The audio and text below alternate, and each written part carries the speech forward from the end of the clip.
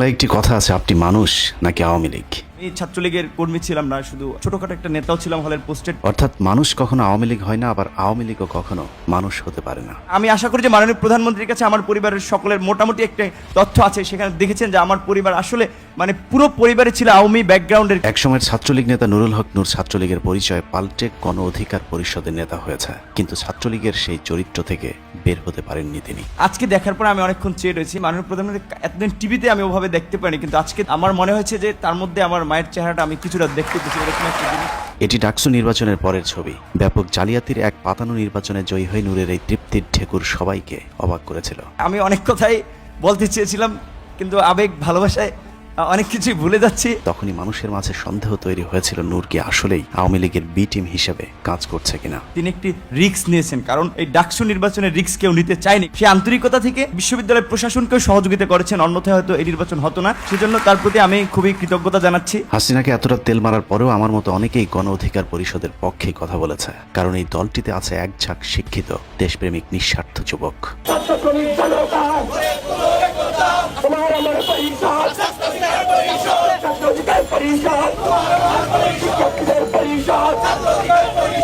এত সৎ সাহসী পরিশ্রমী হবার পরেও গণ অধিকার পরিষদের থলেতে আজ শুধু দুর্নাম ছাড়া আর কিছুই নেই। এর কারণ একটি ভুল নেতৃত্বের হাতে পরিচালিত হয়েছে সংগঠনের কার্যক্রম।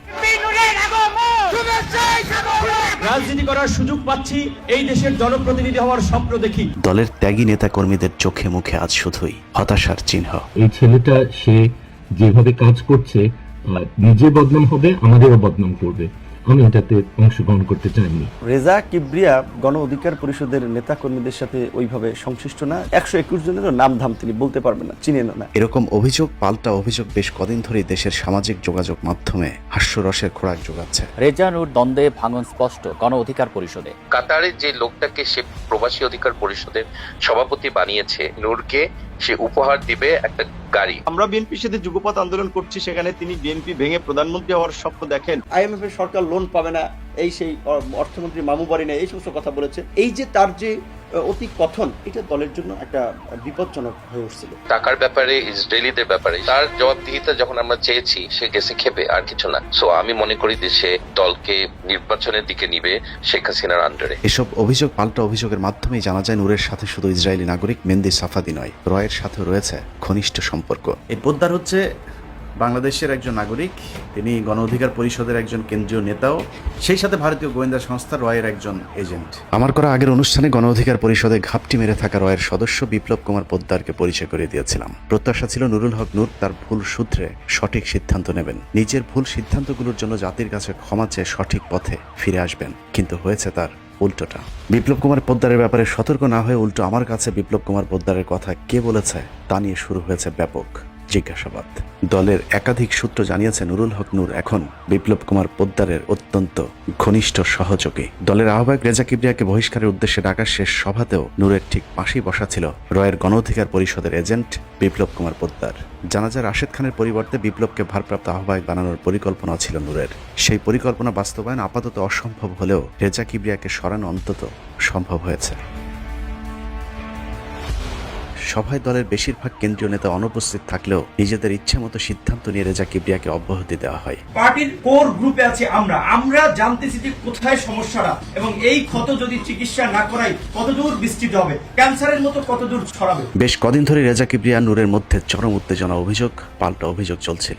সেই অভিযোগের প্রেক্ষিতে রেজা কিবরিয়াকে দল থেকে বাদ দেওয়া হলো, কিন্তু প্রশ্ন হলো নূরের বিরুদ্ধে আসা অভিযোগগুলোর খবর কি? তার বিরুদ্ধে ওঠা সব অভিযোগ কি মিথ্যা? মেহেদী সাফাদির সাথে মিটিং করা, ইসরায়েলিদের সাথে সে কেন গেছে, কিসের লোভে? একটা রাজনৈতিক কোনো সুবিধা পেতে, আর 2 নম্বর আর্থিক কোনো সাহায্য তাদের থেকে পাওয়া। নূরের বিরুদ্ধে এ পর্যন্ত যেসব অভিযোগ উঠেছে তার মধ্যে সবচেয়ে গুরুতর অভিযোগ হলো সংগঠনের নামে টাকা তুলে সেই টাকা নিজে আত্মসাৎ করা। আমি উনাকে প্রতি মাসে টাকা দিতাম, উনি একটা টাকাও দলের মধ্যে দেয় নাই। এটা আজ থেকে আমি আর দিব না। এইরকম দেশের গাদ্দারের সাথে আমি কাজ করব না। গণ অধিকার পরিষদের অর্থ কমিটিতে আমরা যে চাঁদাটা দিই প্রতি মাসে, প্রবাসীরা এই চাঁদাটা দেয়, স্বচ্ছ একটা হিসাব আজ পর্যন্ত দাঁড় করতে পারে নাই। নূর অবশ্য ওইসব অভিযোগের জবাব দিয়েছেন। আপনি প্রবাস থেকে কি পরিমাণ টাকা পেয়েছেন গণ অধিকার পরিষদের জন্য? সেটা আমাদের অর্থ কমিটি এবং অডিট কমিটি বলতে পারবে, কারণ এটা তো আমি জানি না, অর্থ কমিটি এবং অডিট কমিটি বলতে পারবে। নূরের এই উত্তর সঠিক হলে আমাদের কোনো সমস্যা ছিল না, কারণ একটি রাজনৈতিক দলের সংগঠন পরিচালনা করতে অর্থের প্রয়োজন হয়, আর সেই অর্থ যদি সঠিক প্রক্রিয়ার মাধ্যমে গ্রহণ ও খরচ করা হয়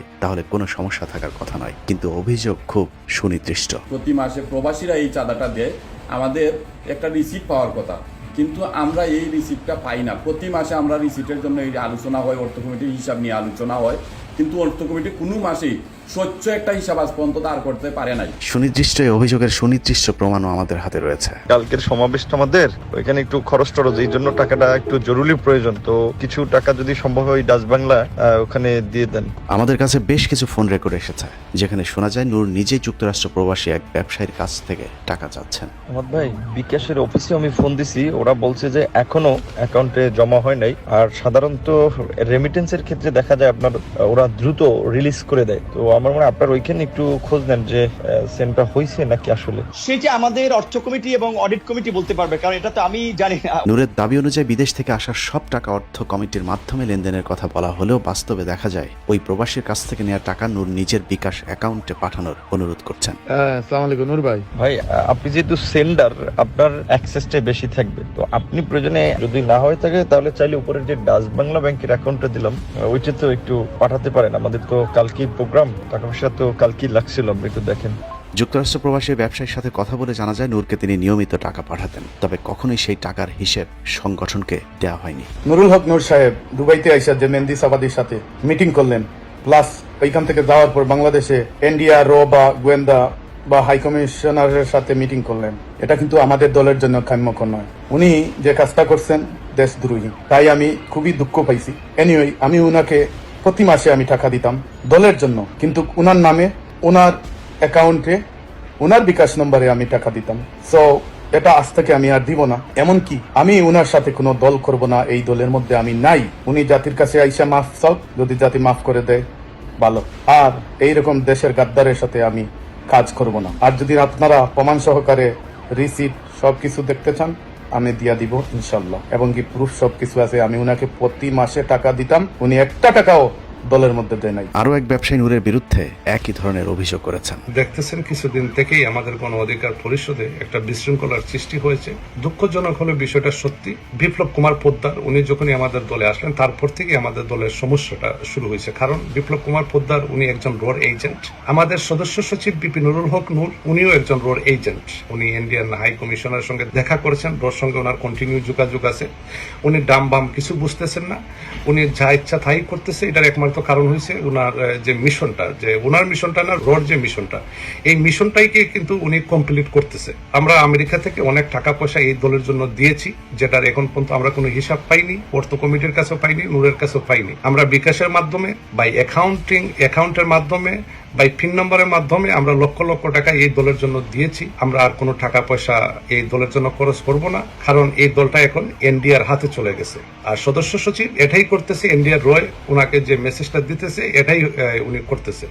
আপনারা দেখেন যে উনি ডক্টর রেজা কিবরিয়া ওনাকেও বের করার ফায়দারা উনি করতেছে, আসলে উনি করতেছে না, এটা রোর মাধ্যমে হয়েছে, কারণ Reza Kibria against of rho. অর্থ কমিটির সাথে সংশ্লিষ্ট একজন নেতাও জানিয়েছেন টাকা পয়সার হিসেব নিয়ে নূরের যত অ্যালার্জি। যখন এটা নিয়ে একটু আলোচনা শুরু হয়, তখন নূর ভাই বলে, এই সামনের মাসে তোমরা সঠিক হিসাবটা নিয়ে আসবে।